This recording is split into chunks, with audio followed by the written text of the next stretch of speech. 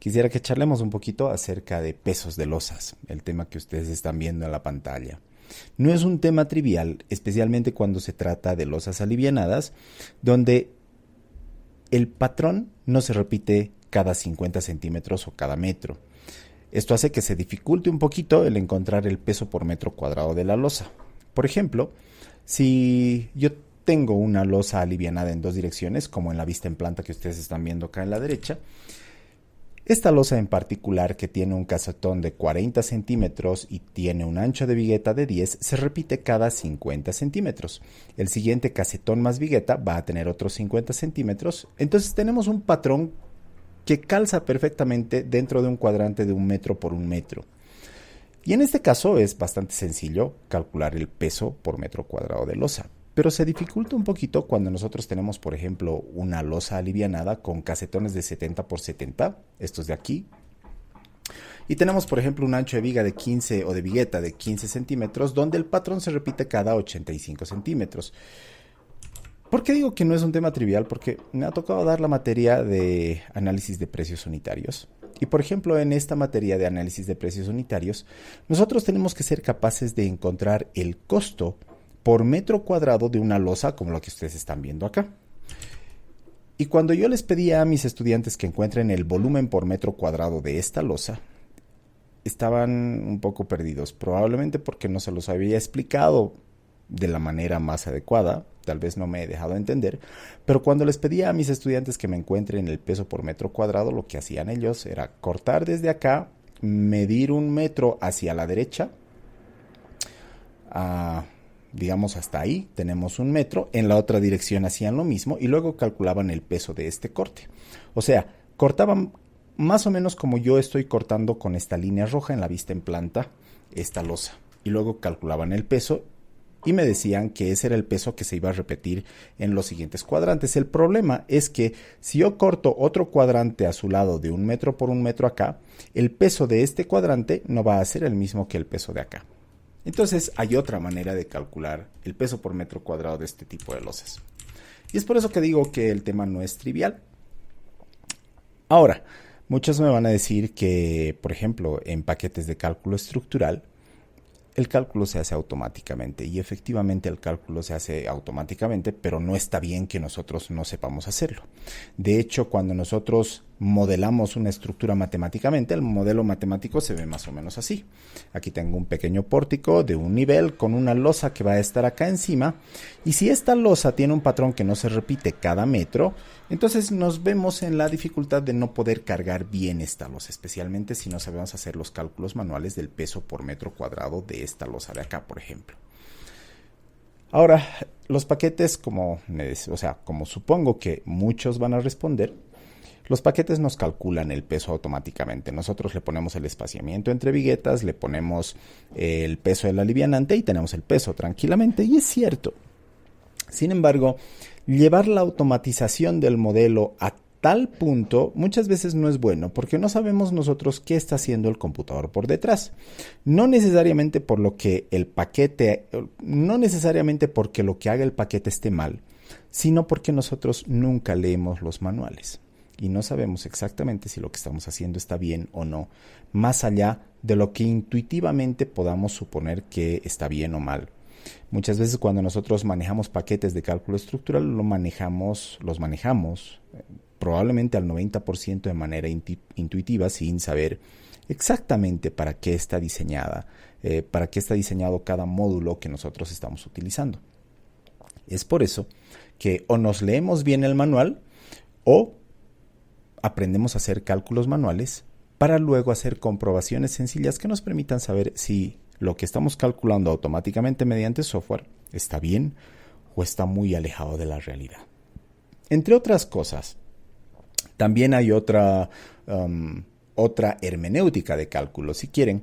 Sobre el modelo matemático, muchos dicen, ok, tengo las vigas, tengo las columnas, yo puedo modelar cada vigueta aquí, que está espaciada cada 85 centímetros en el ejemplo que les he mostrado. Puedo modelar cada vigueta en esta dirección, cada vigueta en esta otra dirección y decirle al programa que automáticamente me calculen los pesos en función a mi modelo. Sin embargo, esta forma de modelar una losa no es la más adecuada. No es muy adecuado dibujar cada vigueta en un modelo matemático porque por un lado el modelo se hace muy pesado y modelos muy pesados suelen conllevar error. Muchas veces es mucho más fácil tener un elemento de placa, acá un elemento sólido que lo voy a pintar en este momento así como un elemento de placa sólido, y este elemento de placa dividirlo o subdividirlo en partes de tal manera que nosotros podamos trabajar con elementos finitos discretizados, digamos, en una malla de 6x6, donde estas divisiones no representen necesariamente las viguetas. Este elemento de placa es un elemento de placa de espesor constante, pero que va a equivaler a una losa alivianada, ¿no? Entonces, esta es la manera más adecuada de trabajar, donde cada una de estas divisiones no es una vigueta, es solamente una división para darle precisión a nuestro elemento de placa, para empezar, solicitaciones acá al centro de la placa. Si nosotros no subdividimos la placa, no vamos a tener solicitaciones de momento y cortante justo en el centro, que es muchas veces donde necesitamos los momentos y cortantes. Bueno, los momentos más críticos, los cortantes más críticos van a estar en el perímetro. Entonces, son varios los motivos por los cuales nosotros vamos a necesitar calcular el peso de una losa por metro cuadrado. Vamos a empezar entonces por una losita cuyo patrón se repita cada metro. Acá estamos viendo que la losa de alivianada que yo tengo acá enfrente se va a repetir cada metro. Vamos a tener nosotros cierta cantidad de casetones por metro cuadrado y también cierta longitud de viguetas. ¿Cómo calculamos entonces? Esto va a ser muy, muy sencillo para algunos, pero lo vamos a calcular de todas maneras. Lo primero que tenemos que hacer es calcular el volumen de nuestro hormigón. Para calcular el volumen de nuestro hormigón, bueno, otra cosa que me ha sucedido es cuando yo les pedí a mis estudiantes que me calculen el volumen de hormigón, se supone que acá nosotros tenemos casetones, ¿ok? Casetones que muchas veces van a ser de poliestireno expandido, algunas otras veces de cerámica, pero que vamos a asumir que son huecos para propósitos del cálculo estructural. Entonces acá nosotros tenemos unas casetones que los estoy dibujando en X, que vamos a asumir que son de aire. Para hacer el cálculo sencillo, vamos a asumir que es poliestireno expandido y el poliestireno prácticamente no pesa. Entonces, cuando yo les pedí a mis estudiantes que me calculen esto, generalmente lo que hacían era medir el volumen de esta vigueta, luego el volumen de esta otra vigueta, estoy marcando aquí a la derecha, y luego medir los volúmenes de estos tramitos pequeñitos que yo tengo acá, ¿sí? Más o menos como pieceando, digamos, todo el metro cuadrado que tengo dibujado acá en diferentes cubitos. No es la manera más adecuada, es mucho más fácil calcular el volumen como si nuestra losa fuera maciza. Y si nuestra losa fuera maciza, el volumen sería de 20 centímetros, 0.20, por un metro, por 1 por 1. Y luego le quitamos los espacios vacíos o el correspondiente a los casetones. Ahora aquí vamos a tener un casetón, acá vamos a tener medio y aquí vamos a tener un cuarto. Entonces, entre todos los un cuartos de acá, vamos a completar a un casetón, ¿no? Un cuarto más un cuarto más un cuarto más un cuarto son un casetón de todas las esquinas. Un medio más un medio, acá vamos a tener otro casetón y luego medio casetón de este lado más medio casetón de este lado completa otro casetón. En total, ¿cuántos tenemos? 1, 2, 3 y 4. Entonces tenemos 4 casetones, 4 volúmenes que le tenemos que restar. Entonces vamos a tener 4 casetones ¿de cuánto? De 0.40 por 0.40 y por 15 de alto, 0.15. Una vez que tengo este volumen, que lo voy a llamar B simplemente, aquí vamos a sacar un volumen.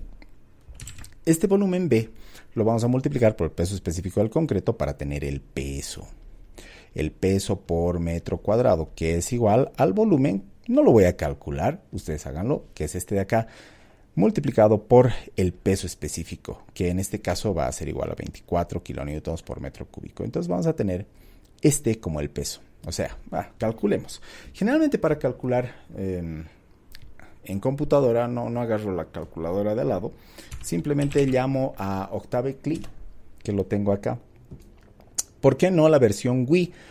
Tenemos dos Octaves, eso se los había explicado también antes. Tenemos la versión Octave GUI, que es la de interfase gráfica, y la CLI, que es Maseita, esta de aquí.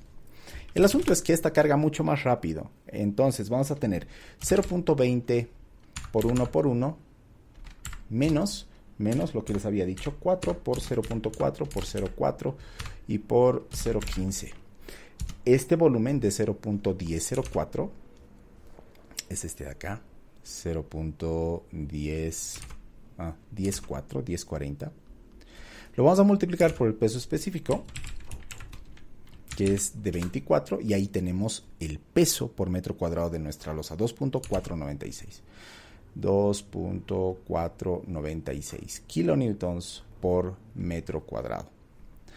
Bien, vámonos entonces al caso este de acá, donde nosotros tenemos un patrón que no se repite cada metro.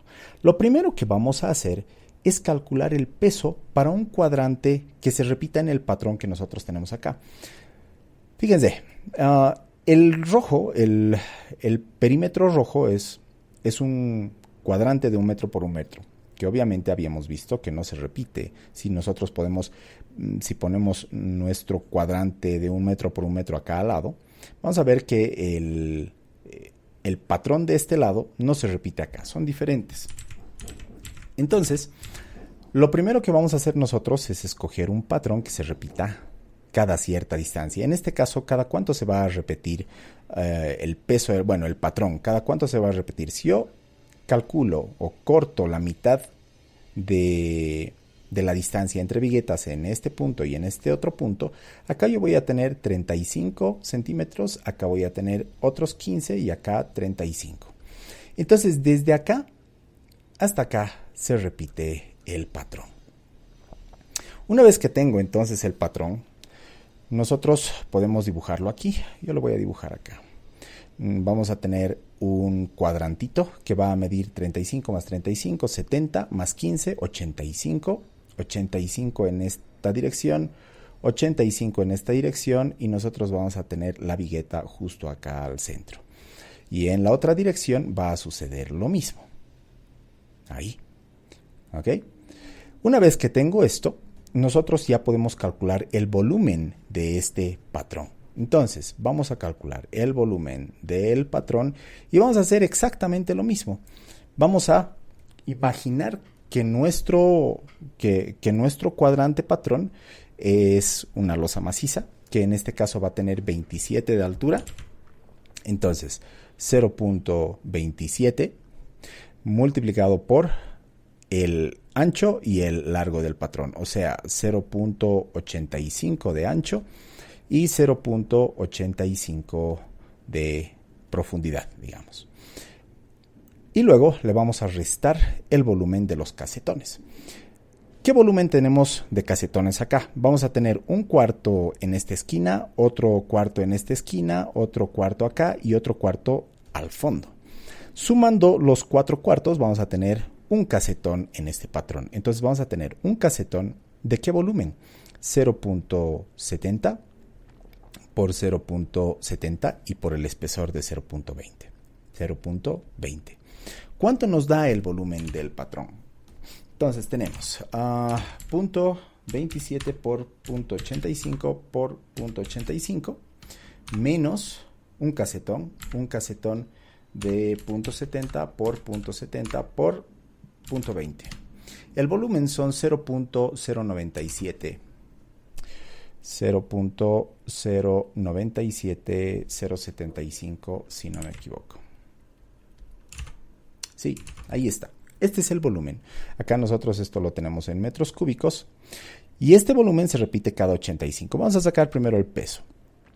El peso del patrón es lo mismo. El volumen del patrón multiplicado por el peso específico. Entonces, este resultado lo multiplicamos por 24.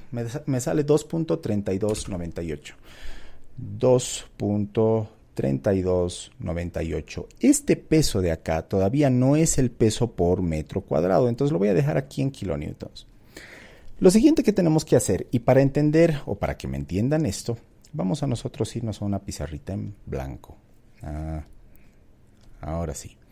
En esta pizarrita en blanco vamos a explicar algunas cosas. Imaginen que nosotros tenemos una barrita y esta es la parte que generalmente no se entiende.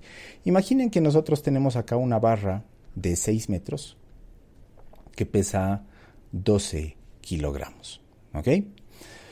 Si yo quiero sacar el peso por metro de largo, ¿qué tengo que hacer con estos 12 kilogramos? Tengo que dividir entre 6, ¿verdad? O sea, acá muy intuitivamente, si separamos o si dividimos nuestra barrita entre 6, sabemos que cada uno de estos cuadrantitos pesa 2 kilogramos. ¿Qué hemos hecho mentalmente? Lo que hemos hecho es el peso por metro lineal es igual a los 12 kilogramos divididos entre 6. Ahora, si yo tuviera una barrita que mide 50 centímetros, acá mi barra mide 0.50 centímetros y esto pesa 1 kilogramo, cuando yo necesite sobre esta barrita de 50 centímetros y que pesa 1 kilogramo, cuando yo necesite sacar el peso por metro de esta pequeña barrita, ¿qué tengo que hacer? El peso por metro va a ser igual a 1 kilogramo dividido entre la longitud. Es lo mismo que estoy haciendo acá arriba. Entonces vamos a tener 1 kilogramo dividido entre 0.50. Esto va a ser igual a ¿cuánto? Va a ser igual a 2 kilogramos por metro, y acá arriba vamos a tener los mismos 2 kilogramos por metro. Exactamente lo mismo vamos a hacer acá, pero en 2 dimensiones, obviamente. Fíjense, el patrón se repite cada 85 centímetros. Yo tengo el peso para cada 85 centímetros. Para sacar el peso por metro cuadrado, acá, para sacar el peso por metro cuadrado, ¿qué tengo que hacer yo? Tengo que tengo que anotar el peso 2.3298 kilonewtons y lo tengo que dividir. ¿Qué hemos hecho acá? Tengo el peso, lo divido entre la longitud.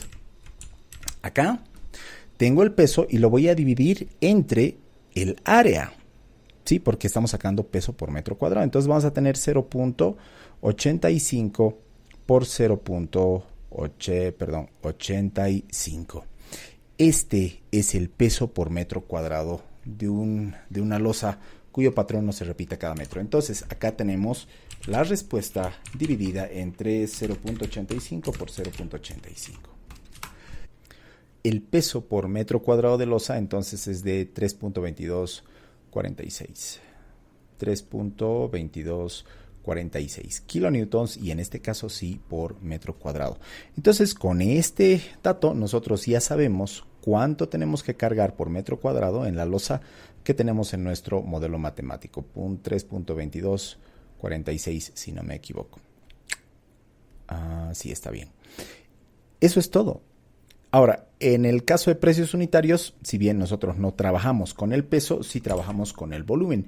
Este volumen también tendríamos que dividirlo entre 0.85 por 0.85 para tener el volumen por metro cuadrado, y teniendo ese volumen por metro cuadrado ya calcular cantidad de cemento, cantidad de arena, cantidad de grava, etcétera, y en general construir nuestra tabla de precios unitarios para el correspondiente cómputo de costos. Eso era todo lo que tenía para mostrarles. Esta publicación ya la tenía yo en modo de texto en mi página web, pero bueno, ahora corresponde un videito que probablemente lo vean más personas. Entre otras cosas, estoy construyendo un glosario con los términos más comunes en ingeniería civil, siglas que muchas veces nosotros queremos saber qué significan y que en diferentes normativas van a significar diferentes cosas. Las estoy agrupando a todas en un glosario para que sea de fácil identificación y para que en caso de que nosotros no sepamos qué puede significar cada fórmula, bueno, la introducimos ahí en el glosario. Si hay dos variables que significan cosas diferentes, digamos, por ejemplo, en la norma de hormigón, nosotros tenemos D como el peralte efectivo entre la fibra más comprimida y el eje de los aceros a tracción, y ese mismo D puede representar el peralte total de una viga de metal, por ejemplo, ¿no? Una viga W. Entonces, ese mismo D va a tener el detalle de los dos significados en la misma variable en el glosario. De esa forma nosotros, bueno, tenemos, como les digo, una colección de variables que incluso puedan estar sacadas de diferentes normas dentro de un solo glosario para que ustedes lo tengan. Y bueno, si tienen sugerencias de alguna variable que quieran que incluya, pues la incluimos igual. Así, cuando ustedes vean una variable D en alguna fórmula, se van al glosario y en función a la temática que ustedes están estudiando, van a tener una aproximación más clara de qué puede significar esa variable. Eso era todo lo que tenía para ahora y bueno, como siempre nos vemos en una siguiente vez. Adiós.